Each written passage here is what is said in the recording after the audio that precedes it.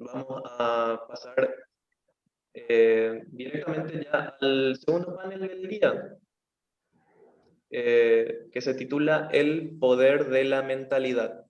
Y hablaremos sobre nuestro potencial ilimitado, crecimiento y desarrollo continuo, actitudes, percepciones, creatividad, desarrollo de habilidades y mentalidad de crecimiento positivo.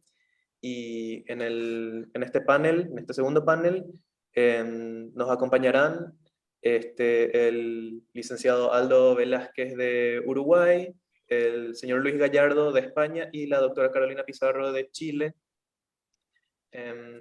Y bueno, para empezar entonces con la primera ponencia de este panel, quiero presentar a Aldo Velázquez, quien nos acompaña de Uruguay, como mencioné anteriormente, y nos presentará el tema Transformando el INAU para transformar la sociedad, un cambio de mentalidad. Él es vicepresidente del Instituto del Niño y Adolescente del Uruguay, organismo rector de las políticas de infancia y adolescencia del país.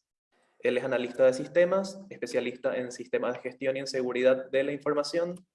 Ha liderado y participado en consultorías de mejora de gestión a nivel nacional e internacional y ha sido docente a nivel terciario, consejero titular del Consejo Nacional de Educación. Y señor Aldo Velázquez, la palabra es toda suya. Espero que allí me puedan ver bien.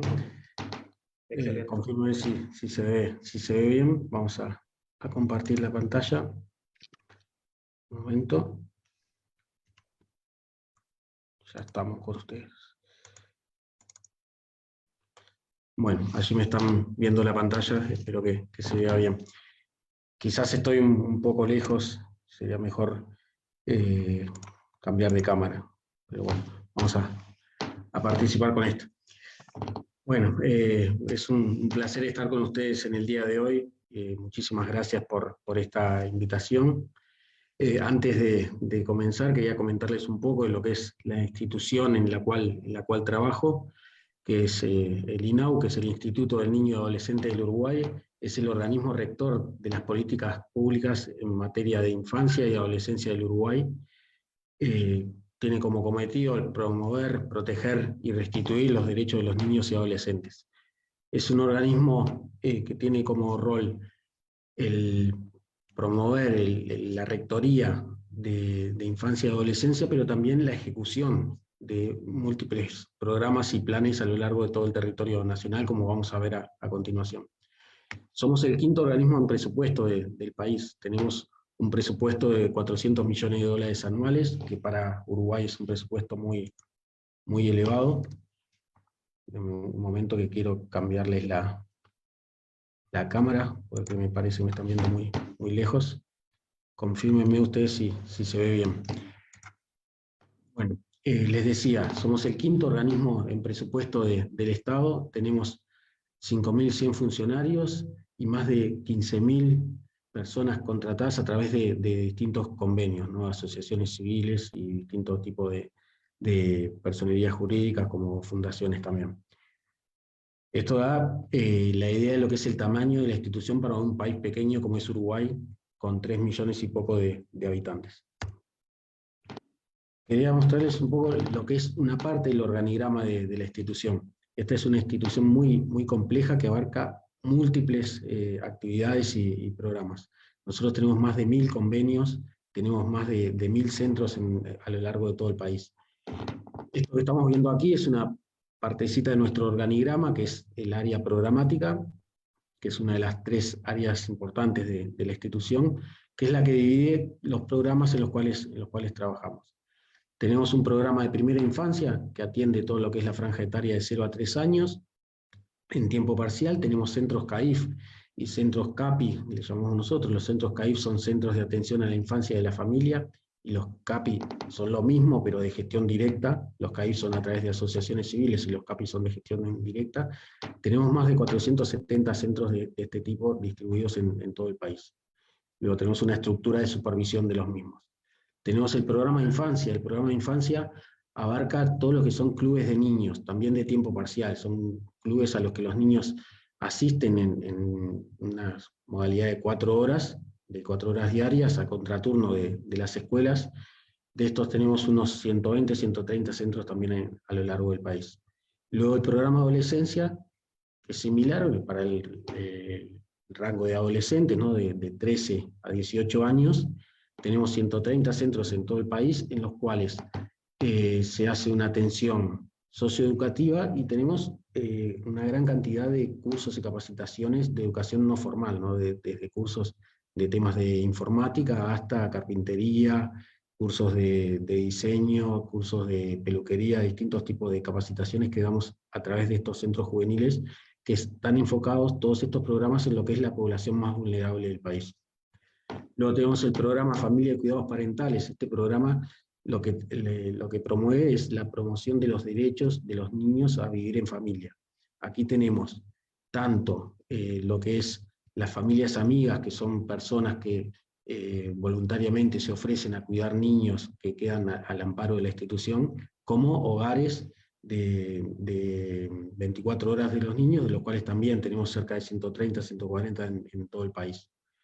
Antiguamente, me quedó una versión anterior, el Departamento de Adopciones también pertenecía a este programa, pero en este periodo de gobierno, dada la importancia de las adopciones y el estado en que encontramos el organismo en este tema, decidimos impulsarlo y subirlo al nivel de directorio, o sea que no está dentro de este programa, pero es uno de los lugares más importantes, de las unidades más importantes de la institución. Y luego tenemos algunos programas transversales como el CIPIAP, que es para atención de violencia, y el CONAPES, que es el Comité Nacional de Prevención de la Explotación Sexual. Creo que les comenté todos, de estos voy a volver un poco para atrás, les comentaba más o menos la cantidad de proyectos que teníamos de cada uno. Del CIPIAP también tenemos comisiones locales en todos los departamentos del país, de CONAPES lo mismo, tenemos un gran despliegue territorial de todos los proyectos. ¿Por qué les cuento esto? Porque me interesa que conozcan la dimensión de lo que nosotros estamos gestionando para luego comprender los problemas o las dificultades que se enfrentan este tipo de organismos y los cambios que hay que realizar a nivel tanto de funcionarios como de los niños para que visualicen, que haya un cambio de mentalidad importante, que visualicen las capacidades y hacia dónde podemos llegar si tenemos un cambio de mentalidad importante que nos permita realmente realizar todo el trabajo que tenemos que hacer con los niños, ¿no? Este es lo que vemos aquí en este mapa del país, son todos los centros que tenemos de primera infancia. Primera infancia es el área donde históricamente se ha invertido más en el país. Tenemos un proyecto que se llama Plan CAIF, como les mencioné anteriormente, son los centros de atención a la infancia y a las familias, son centros donde los niños de 0 a 3 años concurren en una modalidad de tiempo parcial, niños en general de los barrios más vulnerables del país, y desde allí también se atiende a las familias para fortalecer las capacidades de cuidado de las mismas. Estamos hablando de lugares donde muchas veces encontramos familias frágiles por distintos motivos, donde encontramos situaciones de violencia, situaciones de abuso, y desde todos estos centros se trabajan estas situaciones. Les decía que tenemos cerca de 470 de estos centros en todo el país. Allí se ven más o menos todos los del interior. Si ven por aquí abajo, están los de Montevideo, que son muchos, porque es en un territorio muy pequeño. Lo tengo diferenciado aquí. Tenemos infinidad de centros cubriendo prácticamente todo el territorio nacional. No obstante ello, en primera infancia tenemos un déficit, podríamos decir, de 34.000 niños que no son atendidos, niños que están en la franja más baja de vulnerabilidad dentro de la sociedad, están en el quintil 1 y 2. Nosotros en este periodo de gobierno nos trazamos como objetivo tener disponibilidad para atender 17.000 de esos niños, o sea, la mitad de estos niños, y probablemente con mejora de gestión lleguemos a muchos más. Esto implica una inversión de $85 millones en el plan CAIF, bueno, y luego un montón de ampliaciones de centros ya existentes, construcción de centros nuevos, y bueno, cambios en la gestión para permitir mayor cantidad de niños en estos centros. como les decía, tenemos casi todo el país cubierto. Nuestro objetivo es crear centros en los lugares donde no hay centros cercanos y ampliar aquellos donde sí ya detectamos que hay niños y que tienen que ser atendidos. Todo esto nosotros lo tenemos informatizado, tenemos detectados los lugares en los que está cada uno de los niños de mayor vulnerabilidad, y tenemos lo que se llama mapas de calor, que nos determinan en los lugares principales donde hay que construir estos centros o ampliar los centros existentes. Bueno, para que tengan una idea de algunos de los centros de primera infancia, yo les mostraba en el mapa anterior lo que eran los centros CAIF de primera infancia, pero esto se repite luego en lo que son los clubes de niños, los centros juveniles o los hogares de la institución. Estos ejemplos que vemos aquí, el que vemos a la izquierda, es un CAIF que inauguramos hace unos días. Llevamos inaugurados ya 26 CAIF en estos 2 años de gobierno, y tenemos previstos cerca de 30, 40 más por lo menos. Bueno, esto es una estructura, como verán, son estructuras de primer nivel, son centros costosos, centros que nosotros invertimos aproximadamente $700.000 para la construcción de cada uno de ellos. Son centros que atienden una media de 110 niños cada uno, y bueno, vamos ampliando esta cobertura, que es una política de Estado que viene desde hace 30 años. Es una política, el plan CAIF ha crecido a lo largo de los años, y en este periodo no somos ajenos a este crecimiento. Luego, no sé, espero que haya quedado un poco claro lo que es la dimensión de lo que nosotros trabajamos. No les he contado todo lo que tenemos atrás, ¿no? Tenemos situaciones graves de violencia, casos de abuso, de explotación sexual, que todos llegan a nuestra institución. Nosotros trabajamos muy cerca con Fiscalía, el Poder Judicial y el Ministerio del Interior para atender estos casos, y somos la puerta de entrada de todas estas situaciones, y somos muchas veces la única esperanza de estos niños y adolescentes de tener un futuro digno y de poder salir adelante, ¿no? O sea, todos estos temas nos llegan a nosotros, se imaginarán, con todo lo que es la problemática social que conlleva cada uno de los casos. Yo voy a hablar en genérico, pero me gustaría que se pusieran un poco en lo que son los pies tanto de un niño que viene a una institución, sea para un proyecto de tiempo parcial, como niños que han sufrido realmente situaciones muy traumáticas y quedan al amparo de una institución como el INAO, como una institución que para ellos es todo nuevo, donde van a salir de un ámbito familiar y estar con cuidadores, con educadores que no son sus padres, que tienen turnos, que los atienden en turnos de distintas horas, que cambian, que hay muchos. Eso en la cabeza de los niños tiene todo un efecto que nosotros tenemos que tratar de mitigar para su mejor desarrollo.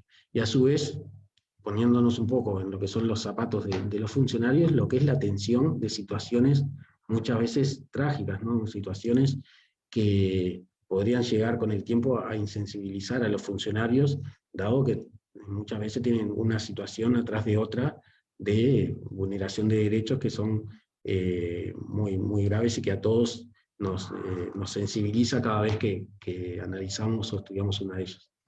¿Qué es lo que nosotros encontramos en la institución? Nosotros encontramos una institución que tenía muchos recursos, que hace muchos planes, que tiene áreas que funcionan muy bien, pero que tienen carencias de gestión importantes.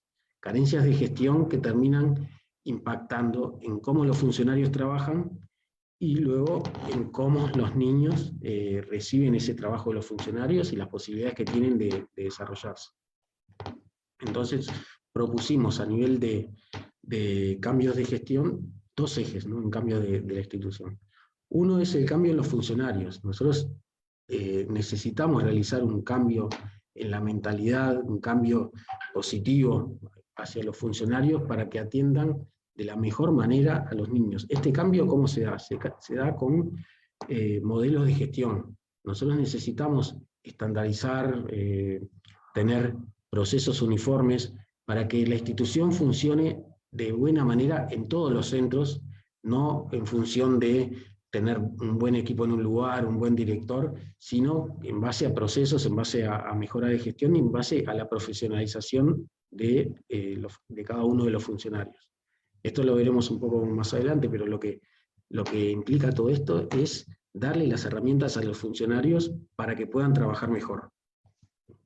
Luego, el segundo eje es el cambio de mentalidad de cómo vemos a los niños y cómo le damos herramientas para salir adelante.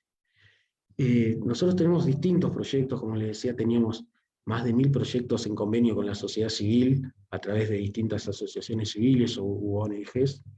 Estos proyectos trabajan de distinta forma, con distintas filosofías cada uno de ellos, pero sí hemos visto en muchos casos donde al niño se lo trata como un pobrecito, es la frase que se utiliza mucho, que es como un niño, una persona, un sujeto de derecho que no va a tener posibilidades, que está en un entorno donde nació lamentablemente con ciertos aspectos de vulneración de sus derechos, y eso lo va a retrasar toda la vida, lo va a condicionar a lo que va a poder llegar a futuro. Y hemos visto en otros proyectos, y en particular cito un proyecto que se llama Los Pinos, que está en uno de los barrios más pobres del país, el cual tiene como metodología, como visión, es que cualquier niño, cualquier adolescente va a poder llegar a lo que él quiera si se esfuerza, si trabaja, si tiene el acompañamiento necesario. Ese centro produce resultados maravillosos. Resultados, estamos hablando de, por ejemplo, un barrio muy carenciado del país, como es Casaballe, del cual salen niños y adolescentes que pasan por este proyecto y terminan en universidades. Incluso en mi última visita me comentaron de un adolescente cuyo sueño, y parece que está cerca de lograrlo, es entrar al MIT. Ya ha tenido incluso charlas con algún referente del MIT, y estamos hablando de chicos que salen de los barrios más vulnerables, y que en el caso de Uruguay tenemos incluso una dificultad mayor para este tipo de situaciones, que es que estamos lejos del mundo, ¿no? Uruguay está muy al sur, está lejos de lo que son los países europeos, Estados Unidos, como para este tipo de proyectos, y sin embargo se logra en los casos en los que la visión de los proyectos es que los niños y adolescentes pueden llegar a lo que ellos se propongan, y agregado una frase que dice el director de este proyecto en particular, que es: al que más lo necesita, lo mejor, ¿no? Estos proyectos nosotros propendemos a que reciban lo mejor, que los niños, no darles lo mínimo para su alimentación, lo mínimo para su desarrollo, sino darles lo mejor. No queremos centros pobres para pobres, sino que queremos lo mejor para los chicos más vulnerables. Les decía, el primer eje, lo que en los ámbitos sociales, y esta institución es una institución puramente social, es muy menospreciada la gestión. Generalmente se repite la frase: nosotros trabajamos con personas, y entonces los números en la gestión es algo secundario, y sin embargo la gestión impacta mucho en cómo se trabaja con las personas y en los resultados que se pueden conseguir. Para darles un pequeño ejemplo, en INAU había una frase que era: las bufandas llegan en verano. Esto quiere decir que las compras de la ropa de invierno para los niños llegaban en verano por problemas de gestión. Entonces, vaya si esto impacta en la vida de los niños, no tener la ropa adecuada para la estación donde se están desarrollando. Vaya si a un niño le va a cambiar o no le va a cambiar la vida, si el tratamiento psicológico que tiene que realizar se le aprueba en un mes o se le aprueba en 6 meses. Todos estos aspectos de gestión terminan impactando en la vida de los niños y de los funcionarios, que también, si no tienen las herramientas adecuadas, si no tienen los tiempos adecuados para poder desarrollar su tarea, no la van a poder cumplir bien. Y hemos encontrado varias falencias en estos aspectos, creo que asociadas a que estamos en una institución social donde la gestión o la cabeza de gestión, por decirlo de alguna forma, no se desarrolló a lo largo de los años. Nosotros en este periodo estamos trabajando muy fuerte en cuanto a la incorporación de lo que es los modelos de mejora continua. No sé si conocen el Círculo de la Calidad, que es el que estamos viendo aquí, que es un círculo desarrollado por Edward Deming después de la Segunda Guerra Mundial. Deming era un matemático que se fue a ir a Japón y fue declarado el padre de la calidad, porque fue el que inventó esta forma de encarar la gestión, que es una forma genérica, es simplemente planificar, hacer las cosas, luego verificar lo que se hizo y actuar en consecuencia, tomar decisiones para la próxima planificación y repetir este círculo de mejora, que se llama un círculo virtuoso, y con esto las organizaciones, independientemente del lugar en el que estén, del punto del que partan, siempre van a ir mejorando en cada interacción, que muchas veces es de 1 año o de 6 meses. Nosotros estamos incorporando esta forma de pensar en todos los ámbitos de la organización. Hemos firmado un convenio con UNIT, que es el Instituto Uruguayo de Normas Técnicas, que es el que representa al Estado uruguayo ante la ISO, la Asociación de Estándares. Allí tenemos la norma ISO 9000 y otras normas que son aplicables, y bueno, estamos capacitando al personal, sobre todo a los mandos medios y altos, en estas metodologías. A su vez, hicimos convenio con el Instituto Nacional de Calidad, que también nos está ayudando a incorporar todo lo que es la mejora de la calidad en la institución. En particular, ya tenemos incluso funcionarios trabajando como evaluadores del Premio Nacional de Calidad, que es una tarea que les ayuda a entender cómo se trabaja en estas organizaciones que aspiran a ser reconocidas por el Premio Nacional de Calidad y que ya tienen todo un andar en lo que es la mejora continua. ¿Qué es lo que tenemos que hacer para mejorar la gestión e incorporar todo lo que es la mejora continua? Tenemos que medir. Eso es fundamental. Nosotros tenemos indicadores varios, pero construidos de forma artesanal.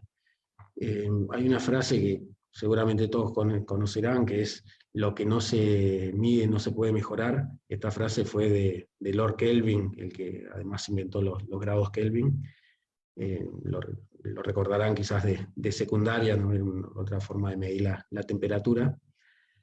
Bueno, esta frase, además de tener que medir para poder mejorar, tiene una parte anterior que generalmente no se recuerda, que es: lo que no se define no se puede medir. Entonces, para poder medir algo, primero tenemos que definirlo. En gestión, definir algo lo que implica es definir los procesos, tener definido cómo es que tenemos nuestro proceso de atención a los niños y adolescentes en cada uno de los proyectos que hacemos. ¿Qué implica esto? Desarrollar un manual de calidad, desarrollar procedimientos de cómo se tienen que hacer las cosas, desarrollar puntos de control, y luego sobre eso desarrollar indicadores. En ese proceso estamos. Tenemos la certeza de que estos procesos van a mejorar la calidad de trabajo de los funcionarios, le van a dar más herramientas, van a ser más eficientes, y a continuación esto va a redundar en una mejora en la atención a los niños. Luego, un pequeño cambio que quería comentar en particular, porque esto va hacia justamente el cambio de mentalidad de cómo atendemos a los adolescentes.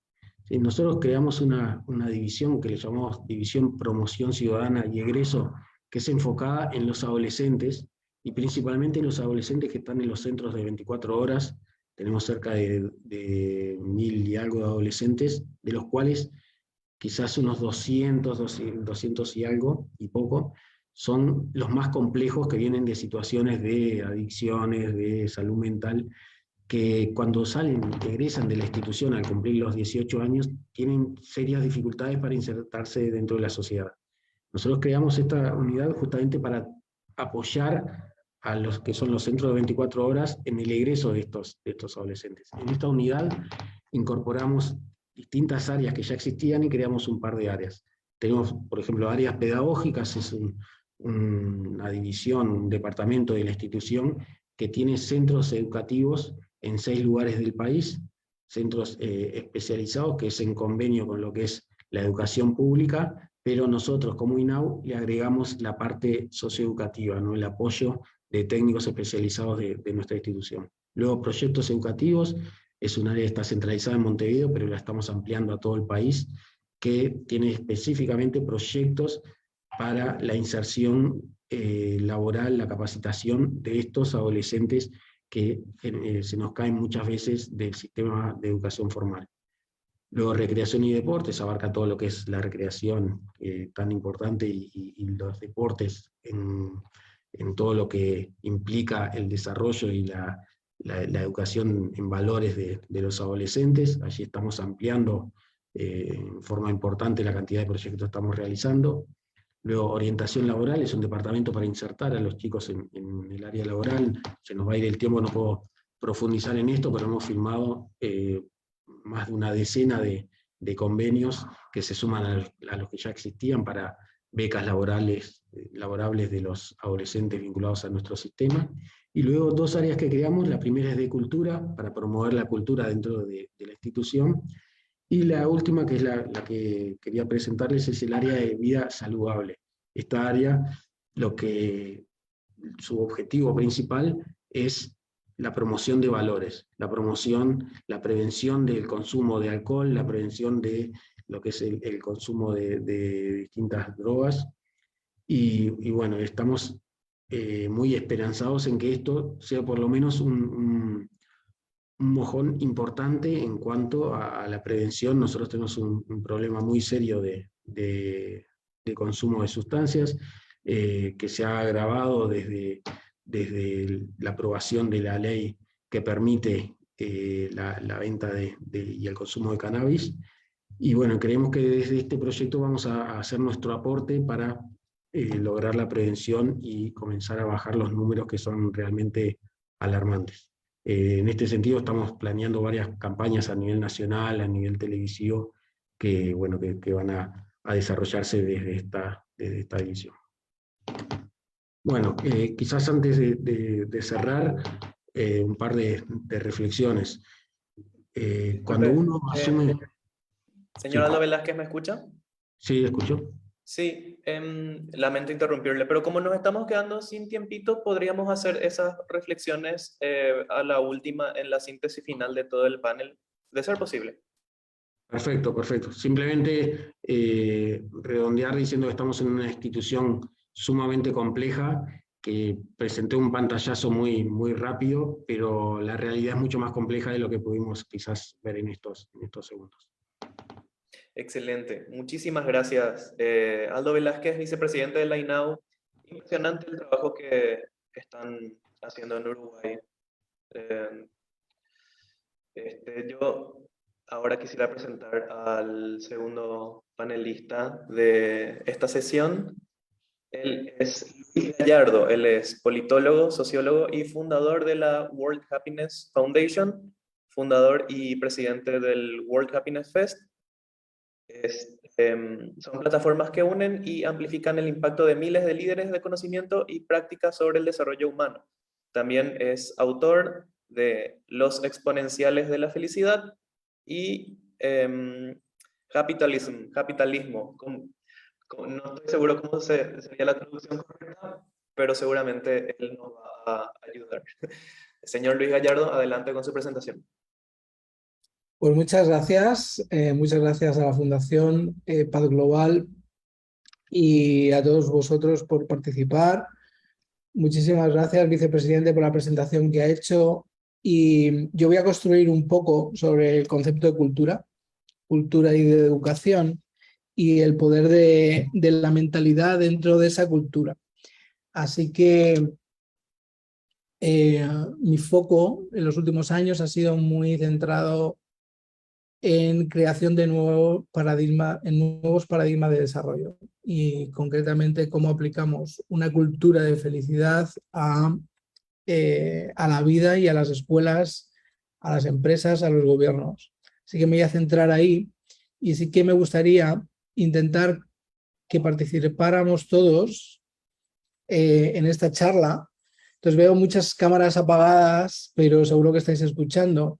Entonces lo que sí me gustaría es invitaros a participar en la presentación y para eso tenéis que ir a una web y podéis usar el ordenador o el móvil que se llama menti.com. Entonces veis el link arriba en la pantalla y es 3 W www.menti.com y ahí cuando vayáis os va a pedir que pongáis un código y entonces el código que tenéis que poner es 5296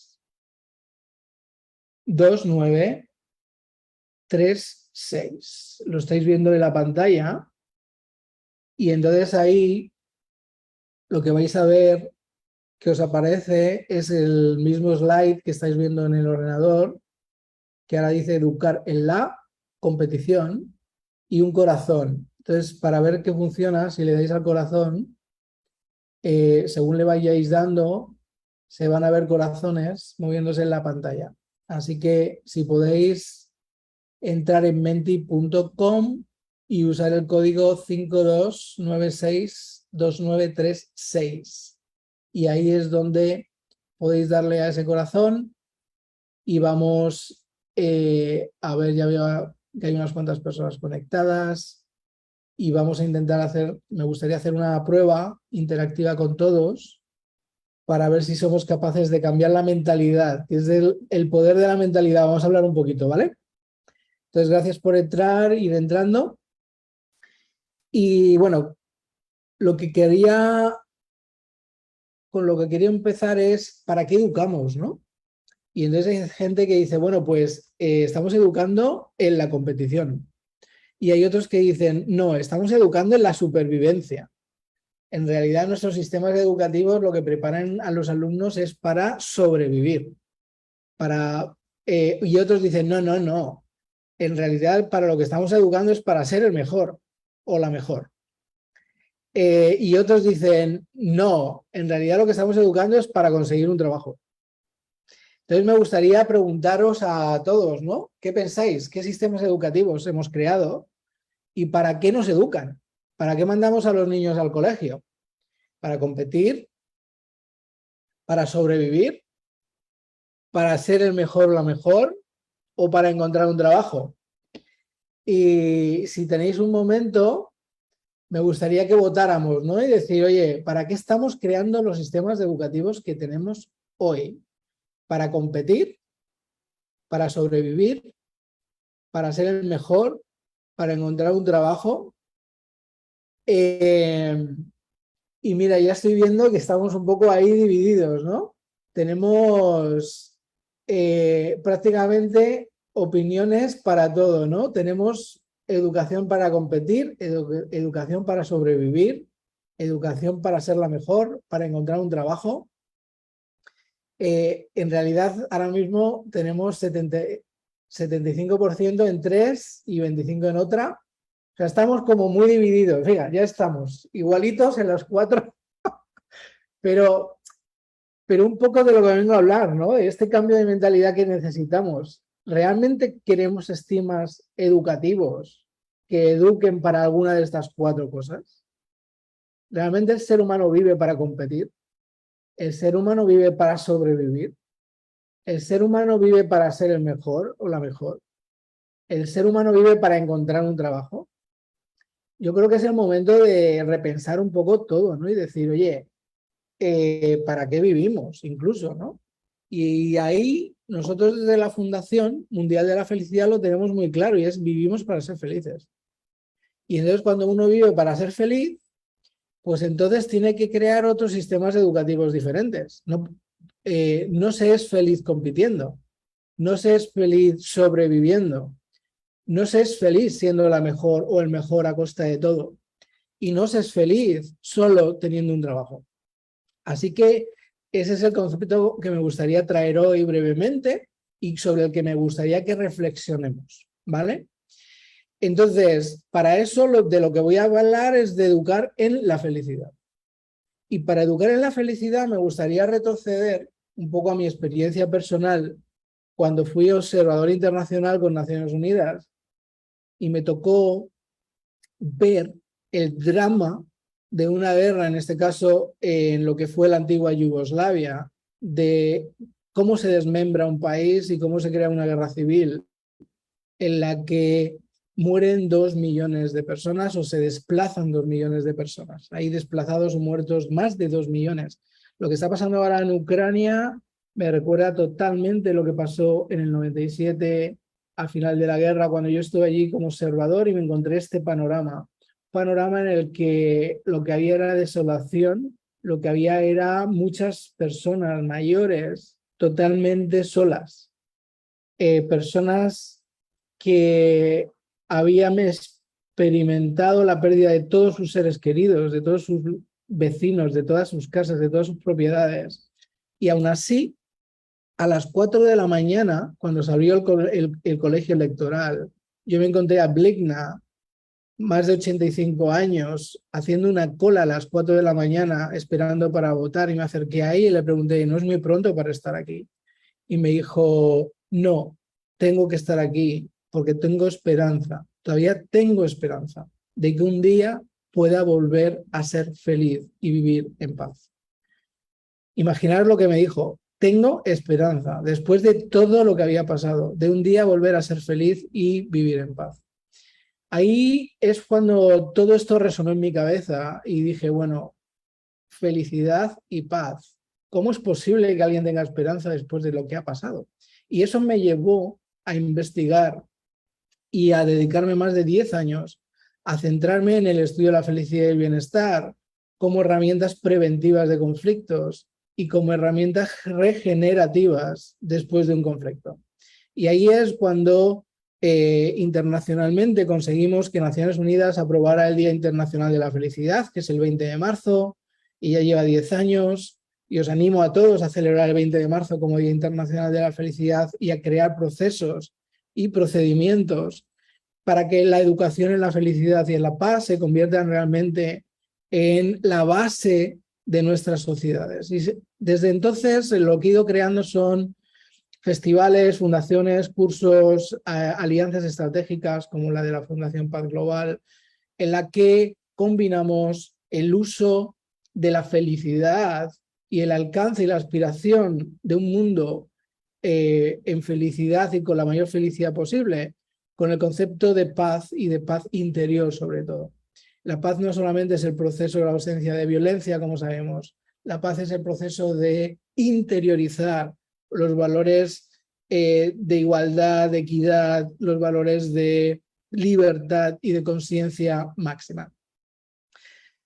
Lo que nos estamos encontrando en el día de hoy, y esto tenemos que reflexionar si lo ha provocado el sistema educativo que tenemos, es que cuando la gente, después de terminar el colegio, la universidad, entra a trabajar, lo que se convierte son en managers o en directivos con estrés constante.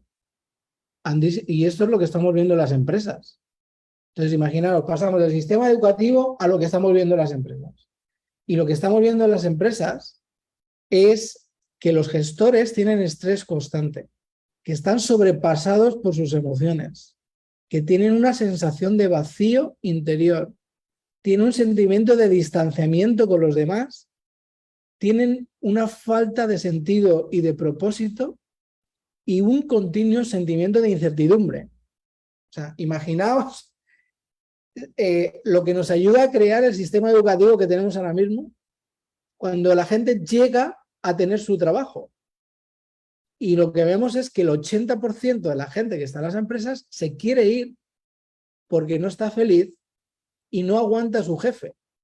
Imaginaros aquí lo que estamos creando con estos sistemas educativos son personas que llegan a sus lugares de trabajo y no son felices. No solamente no son felices, sino que no hacen felices a los demás. Así que esa es la reflexión que me gustaría poner encima de la mesa hoy. Hay otros ejemplos y uno de ellos es Eric. Eric Wegemeyer es la primera persona ciega que sube el Monte Everest el día 25 de mayo de 2001, hace más de 20 años. Imaginaos subir el Everest, lo complicado que es. Pues imaginaos subir ciego. Le llevó más de 2 años de trabajo. Pero ¿sabéis por qué lo consiguió realmente? Por un lado su tenacidad, pero por otro, porque detrás de él había un equipo de más de 20 personas que trabajó durante 2 años preparando la expedición para ayudar a Eric a subir a Monte Everest. ¿Sabéis algo que pasó el mismo día que llega Eric a Monte Everest? Que todo este equipo a la vez llega al Monte Everest. Todos llegaron al pico de la montaña. Se convirtió en el mayor grupo que sube a la vez al Monte Everest. ¿Y sabéis por qué pasa? Porque este equipo creó una narrativa y creó una filosofía de apoyo a Eric. Lo dieron todo por Eric. Y lo que provocó es que todos llegaron al Monte Everest. Para mí, la hazaña de esta historia, no solamente que Eric, primer ciego, sube al monte, es que todo el mundo, todo el equipo llegó al Monte Everest. Y yo creo que esto nos da algo muy importante como una clave de lo que quiero hablar hoy en Cambios de Mentalidad, y es la reconexión. Reconexión con uno mismo, reconexión con nuestras comunidades y reconexión con la naturaleza. Con la historia que os he presentado de los sistemas educativos y de los jefes que no son felices, lo que estamos viendo es una completa desconexión con nosotros mismos. Con la historia de Eric, lo que estamos viendo es que cuando conectamos en grupos, ahí conseguimos muchos más resultados que cuando estamos a nivel individual. Y la tercera desconexión que os quiero presentar es la desconexión que tenemos con la naturaleza. Esta es la foto de Makolo en Lagos, Nigeria, cuando volaba para aterrizar para hablar con mi equipo en Nigeria. Esto es un lago con miles de casas construidas sobre el agua sin acceso a agua potable. Imaginaros cientos de miles de personas sobre un lago de agua sin acceso a agua potable. Bueno, esta es la realidad, es una desconexión absoluta que hemos tenido con la naturaleza, pensando que la naturaleza es pues como ir al váter, que vas, tiras de la cadena y no sabes ni dónde va, pero es que viene aquí y resulta que luego vivo encima de ello.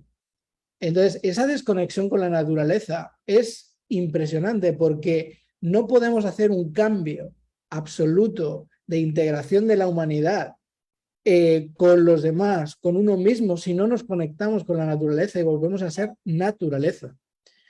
Vandana Shiva, gran activista que es miembro del consejo de la fundación, lo dice claramente y tenemos que empezar a conectarnos con las semillas. Es el momento en el que conectamos con el suelo, con las semillas, cuando podemos conseguir esa conciencia de expansión y de evolución. Esta es la tendencia del estrés durante la pandemia. El estrés ha ido subiendo considerablemente y, sin embargo, la felicidad ha ido bajando. Y lo que hemos descubierto a nivel de efectividad a la hora de ser más felices es que una vez que conseguimos que, y en este caso estoy hablando sobre todo en el trabajo, que nos pagan de una forma adecuada y que nos sentimos apreciados, el siguiente salto fundamental es el de necesito energía, necesito saber que lo que hago tiene sentido, necesito sentir que pertenezco. Entonces, estos 3 elementos de estoy motivado, tengo un propósito y tengo pertenencia, es lo que nos está demandando el mundo corporativo. Entonces, si estamos creando sistemas educativos para que la gente encuentre un trabajo o para que mejore la vida, tenemos que centrarnos en lo que realmente vale después en el trabajo. Y en el trabajo lo que vale es la energía, la motivación, la pertenencia y el propósito. Entonces, o creamos sistemas educativos que nos eduquen en el propósito, en la pertenencia y en la motivación, o estamos creando los sistemas educativos inadecuados. Esto es un edificio donde vivo, yo vivo en Miami, y hace un año a la 1:30 de la mañana se levantó todo Miami con más de 100 muertos en un derrumbe. Y lo que me pregunto cuando veo todo esto y todos los desastres que tenemos es si realmente podemos hablar de felicidad cuando estamos ante tanto desastre. Y la conclusión es que sí, no solamente sí, sino que es el momento. Porque los traumas y los traumas que está viviendo la humanidad ahora mismo solo se pueden tratar y curar de forma colectiva. Los traumas colectivos requieren sanación colectiva. Y para llegar a momentos de sanación colectiva, lo que necesitamos es gente que esté realmente enraizada en la posibilidad, en la esperanza que nos mostraba Bligna cuando se había destruido toda su casa, toda su familia había perdido en Bosnia. Ella tenía esperanza, o nos centramos en esa esperanza y construimos sobre esa motivación, ese propósito, esa pertenencia, o no vamos a poder crear los potenciales ilimitados en positivo que realmente podemos hacer como humanidad. Trauma colectivo requiere sanación colectiva. Así que os animo, en este caso, a reconectar y a crear sistemas y mentalidades que nos ayuden a reconectar. Yo lo llamo capitalismo. Capitalismo no es basado en el crecimiento económico, no son sistemas basados en el crecimiento económico, son sistemas basados en el crecimiento humano. Y para crecer como humanidad necesitamos reconectar con nosotros mismos. Y el primer paso, y en este caso hoy es súper rápido lo que estoy haciendo, pero para ahí podemos ir paso por paso con toda la metodología que tenemos creada. Para reconectar con nosotros mismos tenemos que ir a la autocompasión. Tenemos que querernos y ese es el primer paso, cómo creamos sistemas en los que la gente se quiera. Cuando nos queremos, empezamos a querer a los demás. Y nos damos cuenta que reconectar con la sociedad y las comunidades lo que requiere es humanidad compartida, es entender que todos sufrimos en un momento determinado y que todos podemos dar lo mejor de nosotros mismos en otro momento. Y la tercera reconexión es reconectar con la naturaleza, la interdependencia. Cuando hablamos de naturaleza, hablamos de sociedades y hablamos de uno mismo y centramos los sistemas educativos en la reconexión, ahí es donde empezamos a ser capitalistas. Ser capitalista es entender que podemos ser libres. Y libres es sobre todo libre de miedos, comprometidos para servir. Podemos aumentar nuestra conciencia y nos damos de cuenta de qué pasa, por qué pasa y para qué pasa. Y construimos la felicidad. Pero en este caso la felicidad no solamente es para quedarnos a nosotros, es para compartirla. Cuando compartimos la felicidad es cuando crecemos desde la adversidad. Es cuando creamos realmente el movimiento que nos va a llegar al siguiente nivel. Así que os animo a reflexionar sobre esas tres reconexiones y a crear nuevas narrativas. Incluso nosotros aquí veis en mi espalda y en este slide cómo estamos creando una nueva narrativa a través del simbolismo de los animales y la naturaleza que estamos llevando a muchísimos colegios para que los chavales y los profesores puedan conectarse con su niño interior. Cuando nos conectamos con el niño interior estamos preparándonos para crear sociedades que realmente educan en la felicidad y en la paz. Así que nada, termino con la misma pregunta que empecé. ¿Para qué tenemos que educar?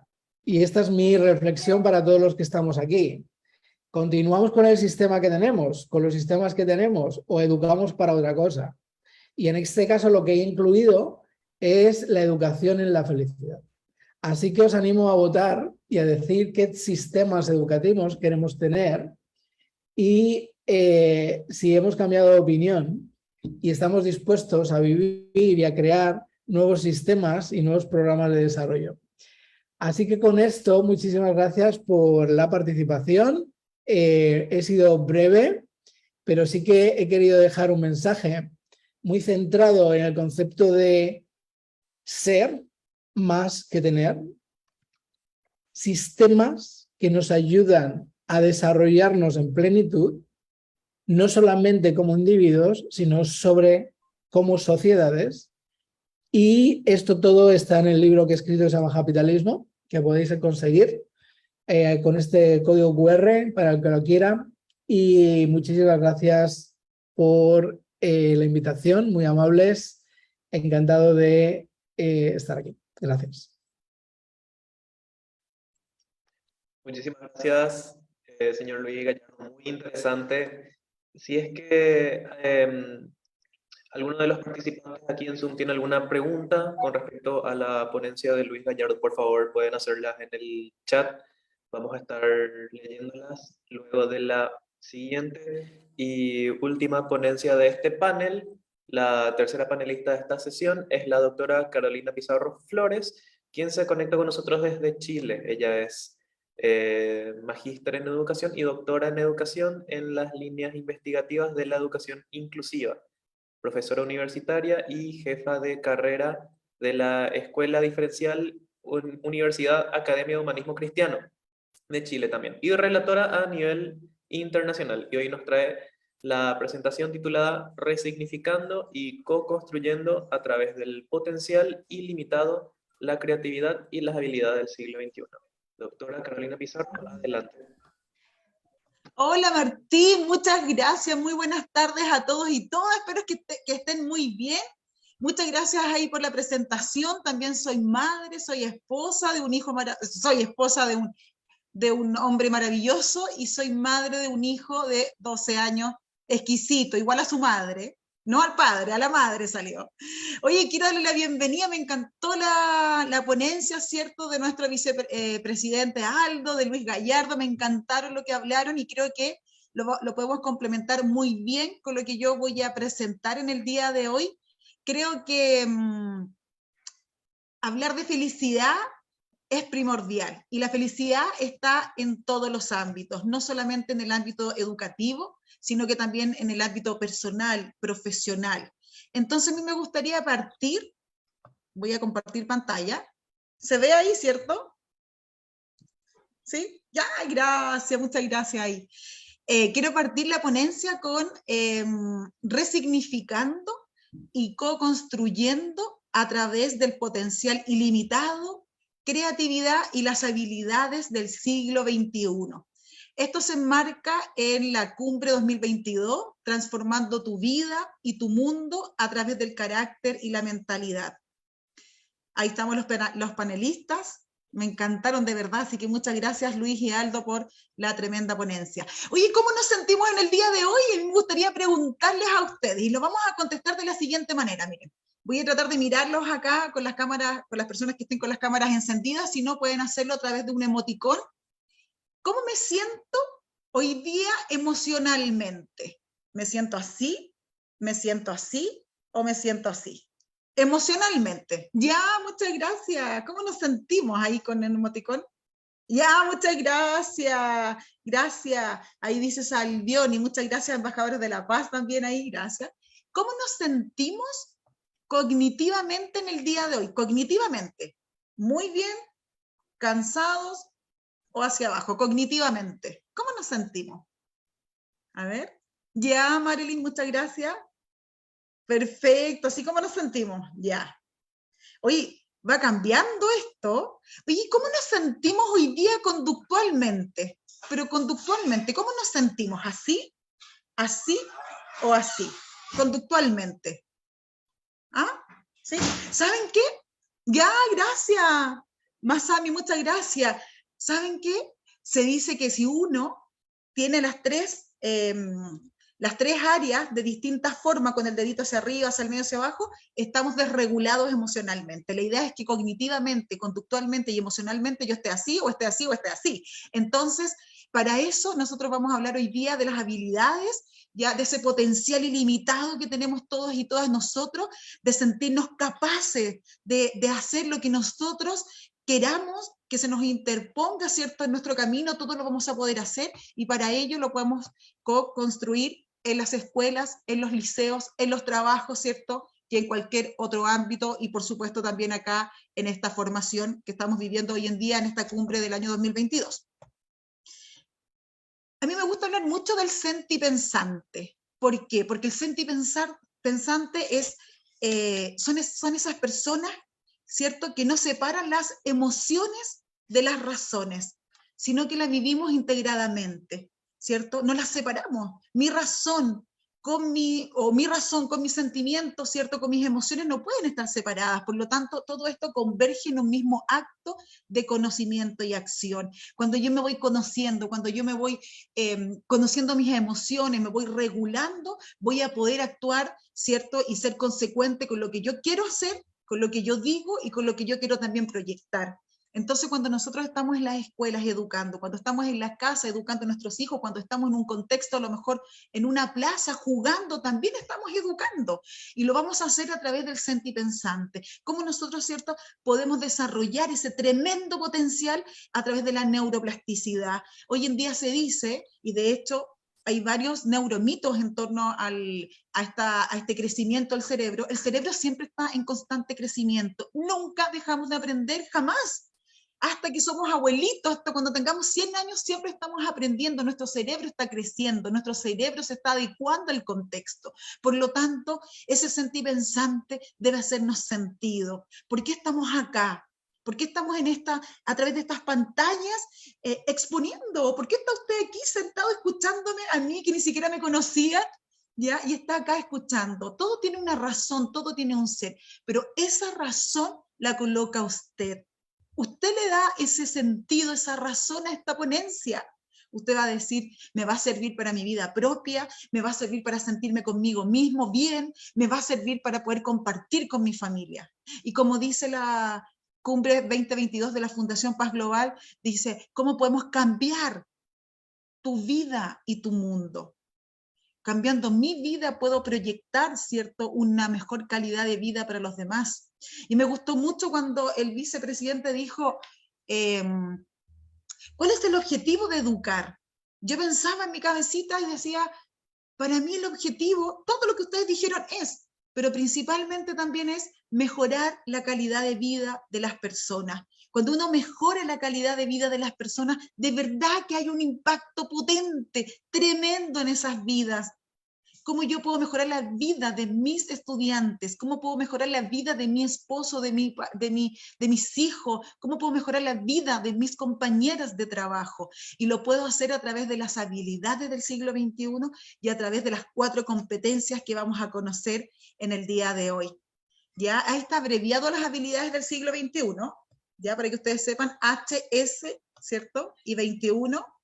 Y también, por supuesto, las 4 competencias. Puede ser que alguno de nosotros hayamos escuchado, a lo mejor, qué son las habilidades del siglo XXI y las 4 competencias, pero la vamos a relacionar. Y la vamos a relacionar con nuestra propia vida, con esa paz que uno necesita encontrar. Cuando el doctor hablaba, o el licenciado, ¿cierto?, Luis decía, seamos felices. ¿Cómo puedo buscar esa felicidad? Y esa felicidad la voy a buscar al interior del aula, la voy a buscar al interior con mis estudiantes universitarios, en contexto de colegio, en contexto, ¿cierto?, a lo mejor de educación parvularia, lo voy a buscar también en mi propia vida y también quiero proyectarlo. Por lo tanto, la felicidad es transversal a todo. Yo tengo que educar con felicidad, tengo que educar y tengo que proyectar eso, y lo vamos a hacer a través de las habilidades del siglo XXI y estas 4 competencias. Pero ¿cómo puedo transformar mi vida y el mundo de ustedes? Lo voy a hacer, ¿cierto?, con las habilidades del siglo XXI. Son varias, hay como 10, o sea, hay muchas habilidades del siglo XXI, pero hay 10 que son sumamente importantes, y de esas 10 se desprenden 2, que las vamos a trabajar ahora, las vamos a conocer a grandes rasgos, ¿cierto?, a una mirada mucho más amplia, pero las habilidades del siglo XXI deben estar presentes en todo sentido. Desde que empezamos a educar en un jardín infantil a ese bebé que está recién nacido, hasta cuando yo ya, ¿cierto?, cumplo un ciclo vital en esta vida. Pero ¿cómo puedo transformar mi vida? Lo voy a hacer con la empatía, con ese pensamiento crítico. La empatía no tiene que ver con yo solamente colocarme en el lugar del otro, sino que tiene que ver cómo yo me coloco en el sentimiento del otro. Cómo yo puedo sentir lo que el otro está sintiendo. Yo creo que partamos, ¿cierto?, educando con la empatía. Con el pensamiento crítico, cuando uno habla del pensamiento crítico, ¿cierto?, uno siempre lo relaciona como, el pensamiento crítico reflexivo. Pero el pensamiento crítico es analizar y evaluar la información que es existente. ¿Cómo yo puedo evaluar esa información que me están entregando? ¿Cómo puedo yo analizar esa información que me están entregando a través de los medios, no sé, televisivos, a través de los diarios, ¿cierto? A través de una cátedra de un profesor? ¿Cómo yo tengo ese pensamiento crítico y cómo lo voy desarrollando? A través del análisis, a través del evaluar, que son habilidades cognitivas de orden superior. Lo estamos trabajando y lo estamos potenciando al interior del aula. Potenciamos ese pensamiento crítico, potenciamos la solidaridad, la comunicación, todo lo que tiene que ver, ¿cierto?, con el pensamiento digital, con la resiliencia. La resiliencia es fenomenal. ¿Saben ustedes que de todas estas habilidades del siglo XXI que existen, ya hay dos importantes y que a mí me encanta mucho y que yo trato de trabajarlas al interior, ¿cierto?, del aula, de mi propia vida, que tiene que ver con la flexibilidad cognitiva, ya cómo yo soy capaz, ¿cierto?, de pararme frente a alguna adversidad como fue o como es la pandemia, ¿cierto? ¿Cómo soy yo capaz de ponerme o de enfrentar lo que viene con esta resiliencia? Por lo tanto, la flexibilidad cognitiva es sumamente importante desarrollarlas al interior del aula. ¿Cómo las voy a desarrollar?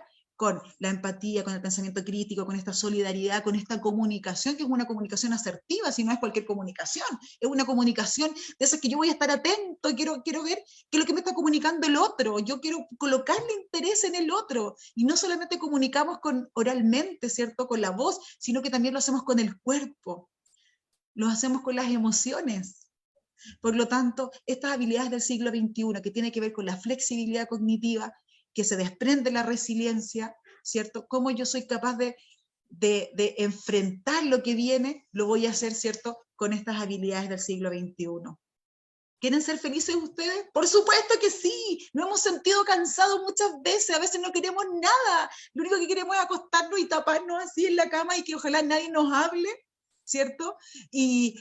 Pero ¿cómo yo puedo salir desde ese estado del ánimo? Lo voy a hacer, ¿cierto?, con esta resiliencia, con esta capacidad de cambiar tu mundo. Yo anoté por acá al nuestro colega ponente anterior que decía cultura y educar, la cultura de la felicidad. ¿Y cómo hacemos una cultura de felicidad? Lo podemos hacer a través de la empatía, de la perseverancia, como aparece ahí al lado izquierdo más arriba, ¿cierto?, en ese cerebrito, con la perseverancia, con la inteligencia emocional. ¿Cómo creamos una cultura de felicidad? Con la inteligencia emocional. La inteligencia emocional tiene que ver con cómo yo me puedo o me voy desarrollando y voy entendiendo mi propia vida, mi propio cuerpo, cómo me voy entendiendo yo misma, cómo yo reconozco mis emociones, pero también cómo reconozco las emociones de los demás. Y desde ahí, de la inteligencia emocional, se desprende la interpersonal y la intrapersonal. Intrapersonal, cómo yo conozco y me regulo ante situaciones, y la interpersonal, ¿cierto?, cómo yo me proyecto y cómo los otros también me ven.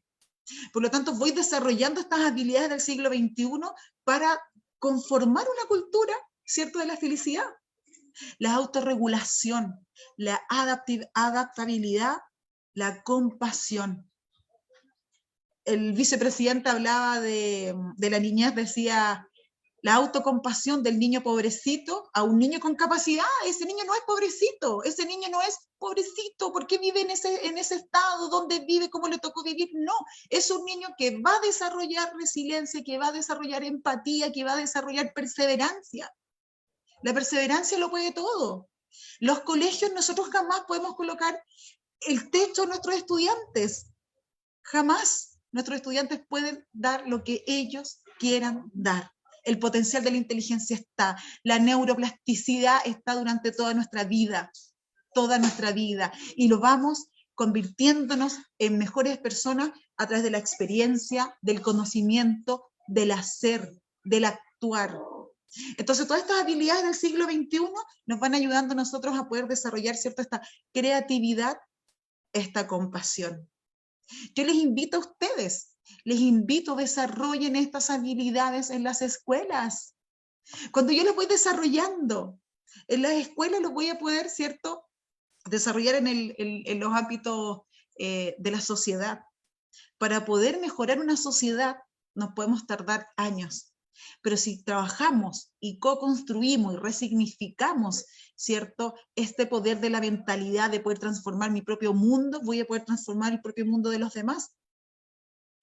Y también lo podemos hacer, ¿cierto?, a través de las 4 competencias, ¿ya? Y aquí se relaciona mucho con las habilidades del siglo XXI, y con esto ya voy a ir terminando también para que podamos terminar en la hora propuesta.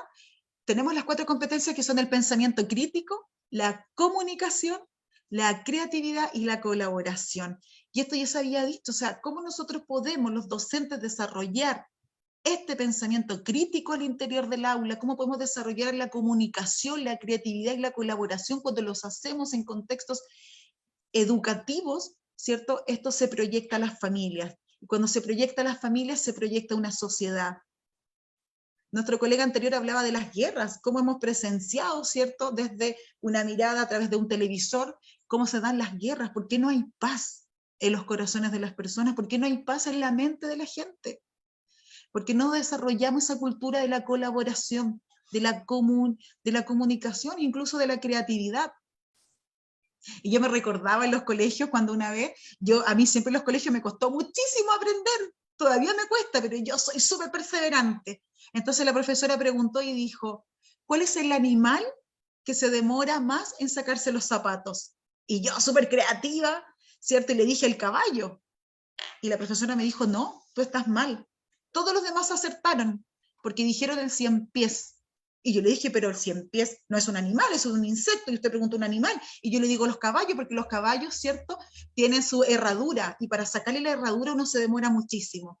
Eso es creatividad. La creatividad no hay que coartarla. La creatividad no hay que tacharla, hay que desarrollarla. La creatividad se da en todos los sentidos y en todos los ámbitos. Yo llego a mi casa y siempre le digo a mi esposo, ¿qué vamos a comer hoy? Me dice lo mismo de ayer. No, seamos creativos. Ese arroz que estaba así, lo vamos a convertir en tortilla y ya tenemos una rica comida, ¿cierto?, para la noche. Entonces, ¿cómo nosotros podemos ir desarrollando esa creatividad también con nuestros estudiantes? Cuando uno va viendo que la vida es tan corta, que solo se vive de un día a la vez. Esa es una filosofía de vida tremenda. Solo se vive de un día a la vez. Y como decía Humberto Maturana, todas las metas que te propongas en la vida, ojalá que no excedan los 6 meses. Los 6 meses. Porque no sabemos qué puede pasar el día de mañana. Por lo tanto, la felicidad, esa cultura de cambio está en ustedes.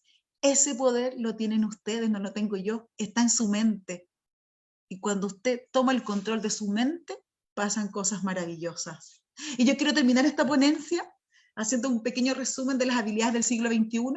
Flexibilidad cognitiva, importante, ¿cierto? La flexibilidad cognitiva, si nosotros la desarrollamos en los colegios, eso va a impactar en los ámbitos laborales, en crear un equipo, ¿cierto?, con una cultura de la felicidad, que me gustó muchísimo esa palabra.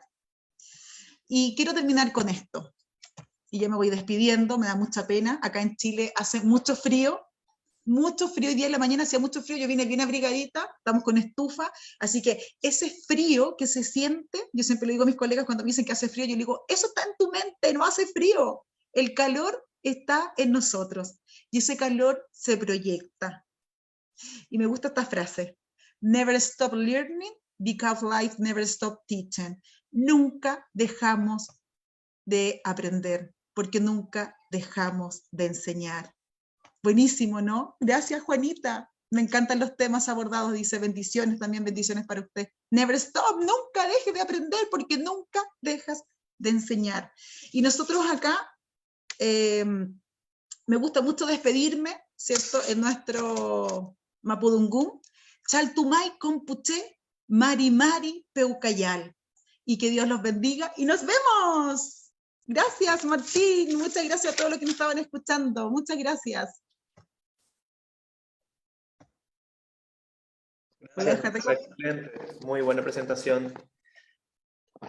Bueno, para ir redondeando el segundo panel, estaríamos pasando a la sección de preguntas y de respuestas, pero no estoy leyendo aquí en el chat preguntas o respuestas de parte de ustedes, así que esta es su oportunidad si es que quieren preguntarle algo a nuestros panelistas, pueden escribirnos, pueden levantar la mano, les podemos dar la palabra. Hay una pregunta que va para el vicepresidente Aldo Velázquez. Victoriana Villalba dice: buenos días, licenciado, ¿a cargo de qué ministerio o organismo quedan estas instituciones de atención? Sí.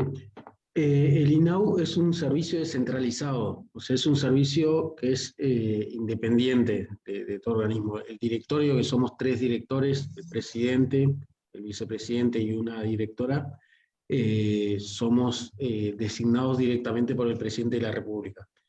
A su vez nosotros nos vinculamos, esto quiere decir que para trámites administrativos nos vinculamos con el Poder Ejecutivo a través del Ministerio de Desarrollo Social, pero somos un servicio centralizado que tenemos decisión propia en todos los asuntos. Dependemos directamente, por decirlo de alguna forma, del presidente, pero nos vinculamos para trámites administrativos con el Ministerio de Desarrollo Social. Excelente, clarísimo.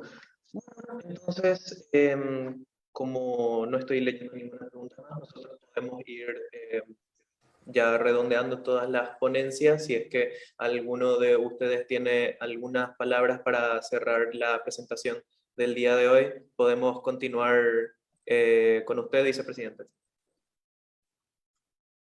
Bueno, no, yo simplemente para redondear, me encantaron las 2 presentaciones. Cuando habló la doctora Carolina hace unos minutos, me recordó que es importante tener en cuenta que yo también tengo una gran esposa y una gran hija, y uno siempre tiene que tenerlo presente en este tipo de presentaciones, porque son los motores de todo lo que uno hace, ¿no? En mi caso, con mayor significación, porque mi esposa hace un mes está en Chicago, así que no la veo hace unas cuantas semanas. Pero cuando hablamos justamente de cambio de mentalidad, de motivación, todo lo que es el entorno familiar, el entorno espiritual también es fundamental para poder liberar esas energías que tenemos dentro y llegar a más. Eso es creo que una línea fundamental que tenemos que atender, ¿sí? En el individuo, que no es solo cuerpo y mente, sino también, como le llame cada uno, sea espíritu, sea alma, sea lo que sea, hay algo más en el ser humano que tiene que ser desarrollado, que es ese interior también que lo desarrolló Luis en su ponencia, y que es lo que nos mueve y nos da esa sensación o esa felicidad a la que todos aspiramos. Excelente, clarísimo. Señor Luis Gallardo, para cerrar su ponencia. Un placer. Os invito para entrar en ese espíritu, alma, energía vital que todos tenemos, que nos conectemos con nuestro niño interior o nuestra niña interior. Esa es una clave importante, lo hemos investigado, lo hemos corroborado tantas veces. Por eso cuando hablamos de educación y cambio de mentalidad, lo que tenemos que hacer es dejarle a los niños hablar. Tenemos realmente que crear un nuevo mundo, no va a ser un mundo creado por nosotros, los adultos, va a ser creado por los niños. Así que todo lo que podamos ayudar a los niños a crear el futuro en el que ellos van a vivir, muchísimo mejor para todos. Y muchísimas gracias. Excelente, muchas gracias. Doctora Carolina Pizarro. Muchas gracias. Solamente agradecer a la Fundación Paz Global, a todos mis colegas que estaban presentes en el día de hoy también, agradecerles, y que el poder de la mente es grandioso. Nunca dejamos de verdad de aprender. Muchas gracias, Martín. Muchas gracias a todos y todas. Bueno, muchas gracias a ustedes, muchas gracias Aldo Velázquez, Luis Gallardo, Carolina Pizarro, muchas gracias por aceptar la invitación de participar el día de hoy. Es un verdadero honor poder contar con ustedes y espero que se pueda repetir en una próxima ocasión. Entonces nosotros vamos a ir culminando el segundo panel